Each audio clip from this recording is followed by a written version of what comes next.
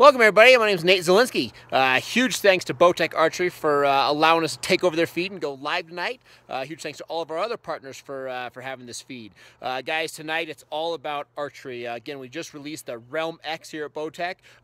Super excited about that unbelievable bow. I mean, this thing is literally a machine to shoot flawless arrows. So really excited about that. Hopefully a lot of you guys saw that South Dakota hunt where I put down that muley live on Facebook. But guys, the big thing we want to talk about tonight, it's all about archery equipment. So guys, we're going to be joining a good friend of mine, Henry Fulmer. We're going to be talking about literally the basics and the starting point of mechanical bows and archery equipment and where it's at today. You know, going from literally the first wheeled bow all the way up to the Realm X, which is literally the smartest bow on the planet. So we're super excited about that. It's also Thanksgiving week, so happy Thanksgiving everybody out there. I don't know if I'll be talking to anybody on Thursday. I have a late season muley tag here in Colorado, so I'm going to be spending a lot of time in eastern Colorado. Half the places that I have a tag, we have service. So we're hoping to find a big buck in one of these areas so we can go live on a live hunt just like we did in South Dakota. So make sure you stay tuned for that. A lot of stuff happening here. But again, happy Thanksgiving to everybody out there. Again, we're going to go to Henry's house to shoot this. So we will have to join a video. I think we're running out right now to video this with Henry because we don't have service at his house. And then we're going to be right back live. But again, guys, thank you so much for joining me tonight. Now, I got to say, we're packing up all of our archery equipment right now. So big bull right here, putting it away. That is actually Ricky that we're just getting ready to take over the taxidermist. With that being said, we hunted hard, watched Ricky for 130 days before making the shot on him. He was the big bull of the group. So again, I work with a lot of great hunters, great friends. You know, we have a large circle, 20, 30 guys that do a lot of hunting together, share information, you know, build patterns and strategies together. Ricky was the large bull of the season. Again, still have not put a tape on him, but he obviously big, heavy. I mean, that sword is absolutely massive. But with the big Ricky bull, we thought I had the big bull of the season. And then our good friend, Scott Sanborn, who, guys, you're going to be watching a lot of his videos. He's our videographer, along with Devin Menino here on all the hunts that we go on. He filmed the sheep hunt and a bunch of different hunts that you've seen footage of. Scott was out and actually hunted a very big bull that he called RW. And this big RW bull avoided him during the same season I was hunting Ricky in. Scott was with me when we put down Ricky. And was hunting this big RW bull and did not have a chance to make it happen. This big bull, RW, haven't talked about him much, lived 100% in the timber. Literally shows himself every couple weeks, but lives 100% in dark timber. Never showed himself. I mean, he was like a ghost practically. So we saw him a few times early in the season, and Scott said, man, I'm going to dedicate all my time to him. He spent probably 25 days in the field, literally hiking dark timber. I mean, up and down dark timber. And then last Friday, unfortunately for RW, it snowed. So it snowed, and all of a sudden, Scott started literally tracking the mountainside, up and down, up and down, up and down, and caught RW's track. Hiked it out for 2.5 days with his good friend Mickey, and literally walked up on RW 50 yards in his bed. Literally, the big bull was just laying there sleeping, gave these guys a shot, and they absolutely capitalized on the shot, guys. And this bull is massive. We're actually going to put a tape on him tonight. I'd have to guess I'm probably somewhere in the 390 range. So absolutely a tank of a bull, and right now I am awarding Scott Sanborn the bull of the year. Ricky is going to score very well, but unfortunately because of his uniqueness, he's going to kind of get a lot of deductions. Ricky estimated is probably going to have about 40 inches of deductions just because the sides are different. So again, this RW bull is going to gross great, but he's going to net better than Ricky. So the big RW bull, again, I think he's going to go somewhere in that 390 range. So guys, check out this footage of him. And guys, after that, I really hope you enjoyed tonight's show. But again, let's look at this footage here real quick of RW.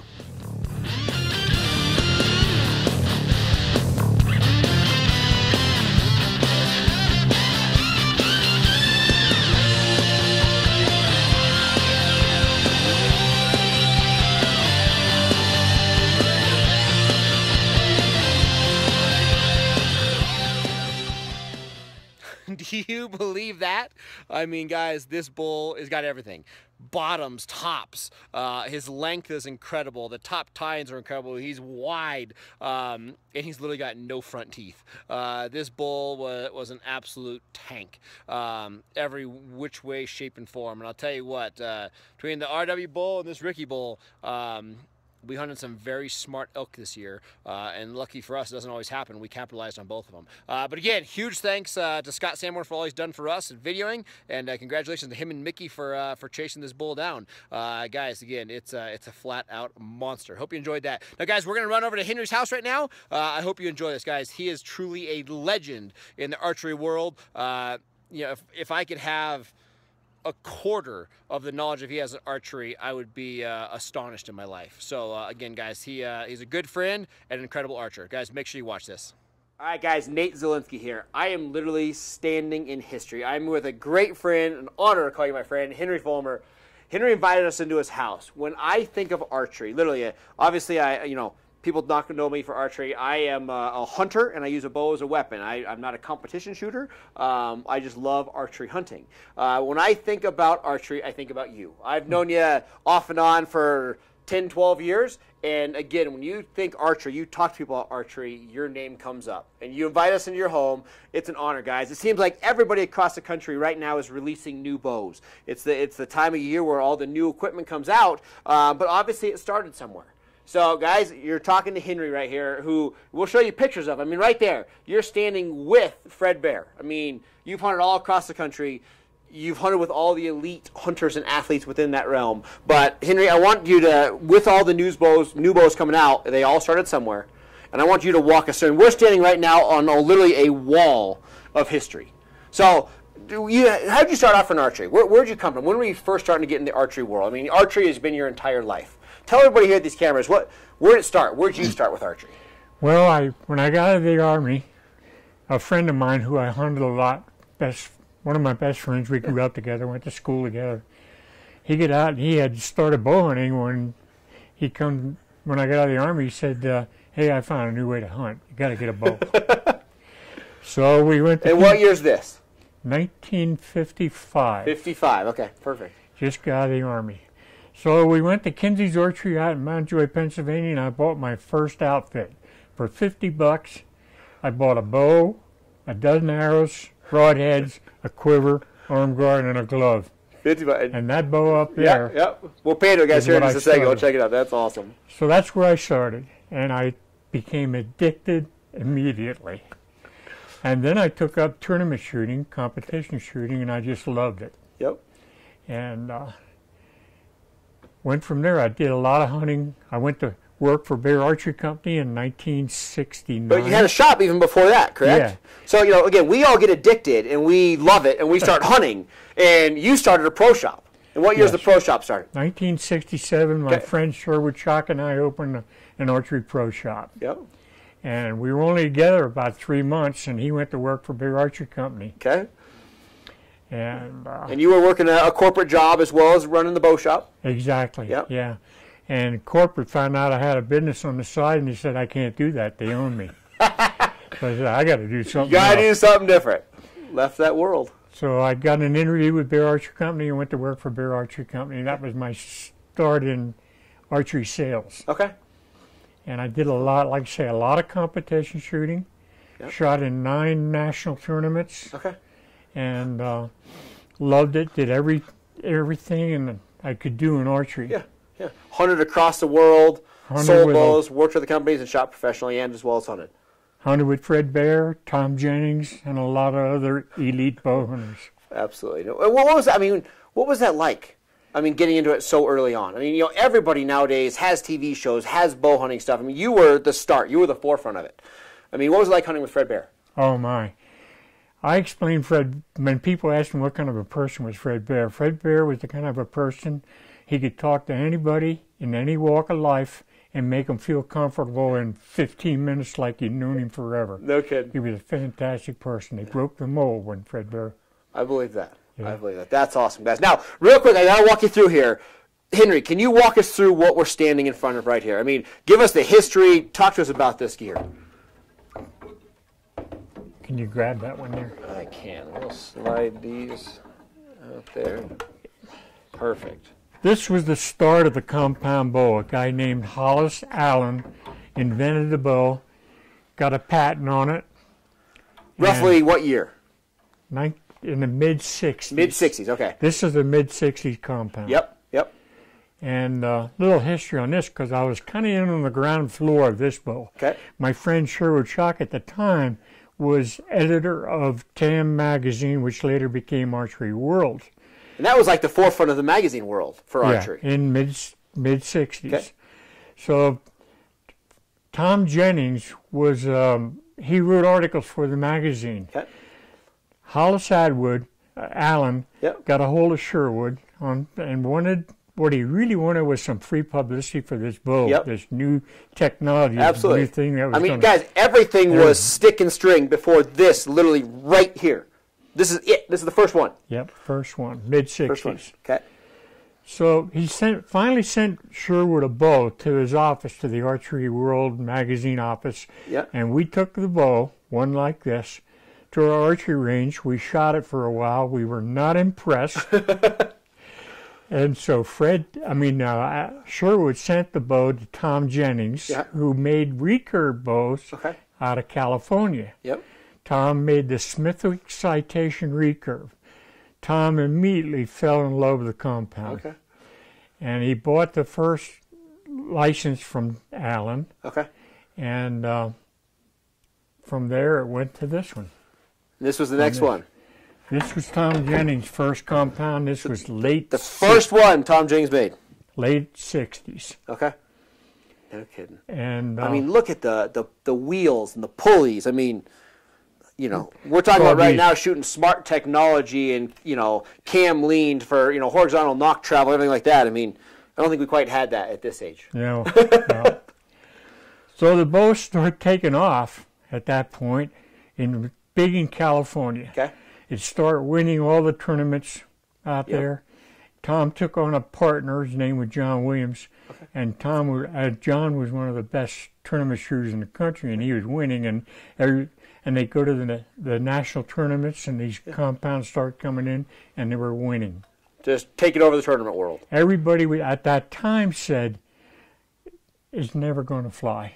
Oh, it's not going to stick. Compound is not going to fly. And and it keeps going from there. And so for me, I'm just walking through in a quick jaunt here.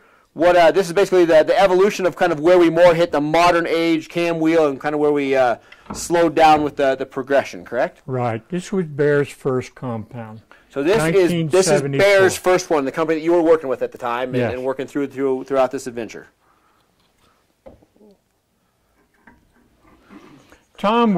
Jennings was very responsible for a lot of the innovations in compound bows. Okay. The first two-wheel compound. Yep. The cable guard. Many other things. He innovated a lot of the stuff. Okay. Then along came Bear in 1974. By that time, Tom was well on the way, half a dozen years down and winning all the tournaments. We had a saying back then, if you weren't shooting at Jennings, you weren't going to win. We're going to win. Okay. That's cool. Now, get a pan, guys. The light's not amazing right now, but we got to talk about this real quick. So I want to talk about this picture right here, Henry. So you have this up here. Walk us through what's happening right here. So I think that's awesome. There's a picture here, guys. We have a broadhead. We have a picture of Henry and Fred Bear sitting together. And you're using a bow similar to this. Walk us through what happened with that experience.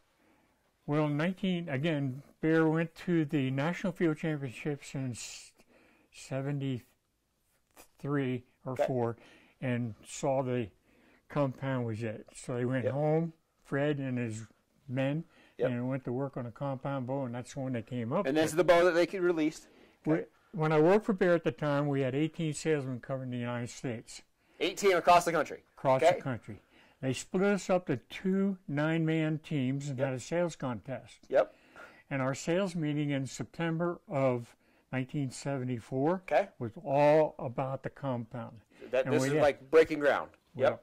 And we had a sales contest, and the winning 9-man team stayed up and hunted with Fred Bear in Grouse Haven, Michigan. Okay.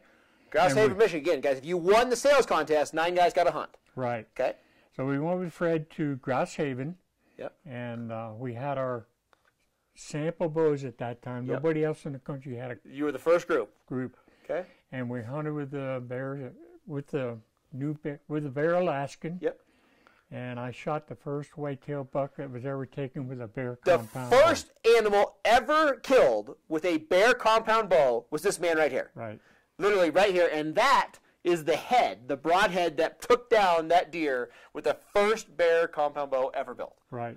I mean, that's history. I mean, this is where it was all starting. Yes. So, awesome. Guys, we're going to sit down here and we got to talk more. We got to talk about the evolution of bows, continuing on to where they are today. All right, Henry, now, again, we're talking history of these bows. Again, you've been through the forefront of it all. You still, are shooting today, are shooting in the last couple of years.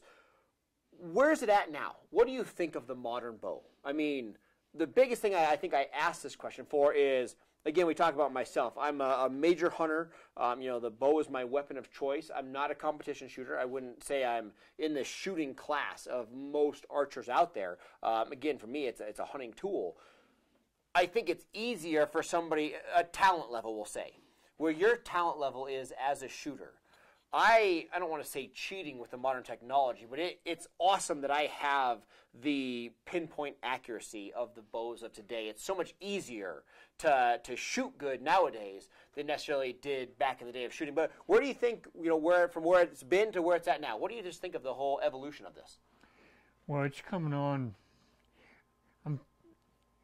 In the tournament circle, I keep tabs on it, but I don't shoot it anymore. Yeah.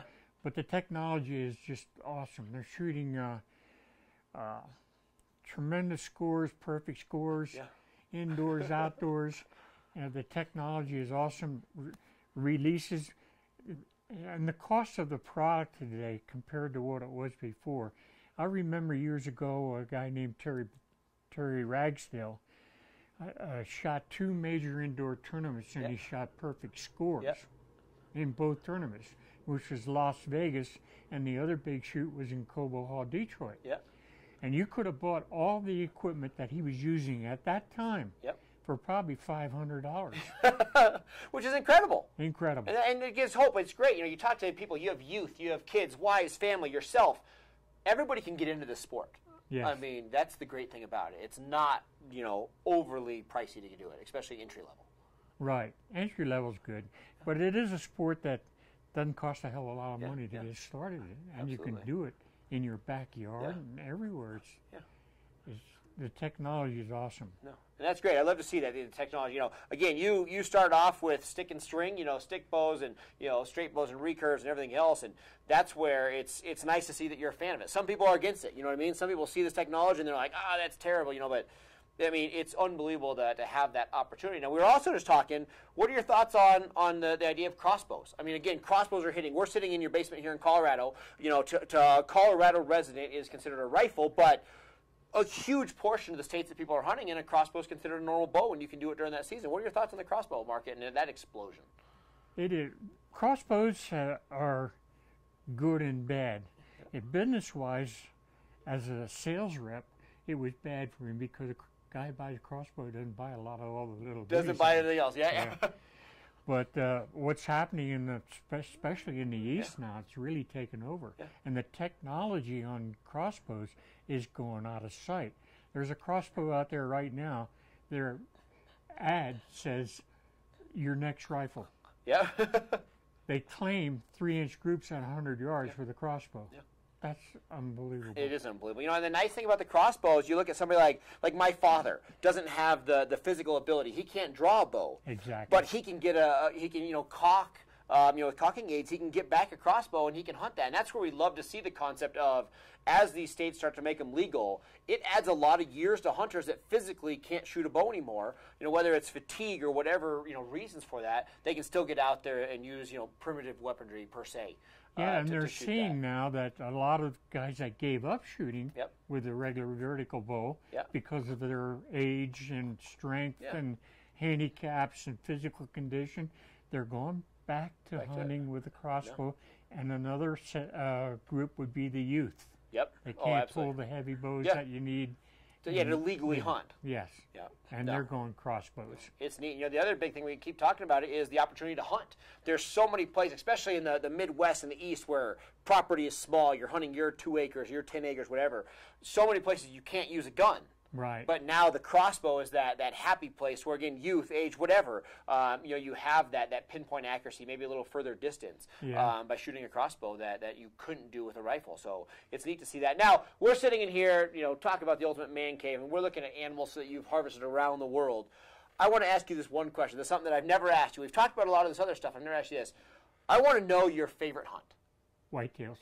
Whitetails. What's your number one that you remember of your life? I want you to single out, and I want you to tell me about the number one hunt that you've ever went on. What's your favorite? What stands out the most? My favorite hunt would be with Fred Bear. With Fred Bear.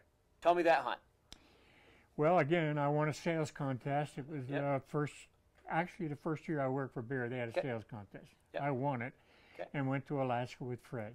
That was the ultimate hunt. That was my number one hunt of all times. That's awesome. And to be able to listen to his stories at night after the hunt, around the table and nobody was a better storyteller than Fred Bear. And let me tell you a couple of instances on that hunt. Fred shot a real good bull moose. He shot it at 15 feet. He was out on horseback, and he saw the moose go into a clump of alders bed to go after it, so I stalk it. And there was a clump of brush that was between. So he thought, maybe when he gets up, well, lo and behold, out of this clump. And he thought, that bull, but as he's watching, he sees the bull up in the air, it's behind. And Fred saw this clump of brush, and he comes up, and Fred said he got up, his size got that big when he saw He saw it was Fred, he got nervous. I shot really, really good.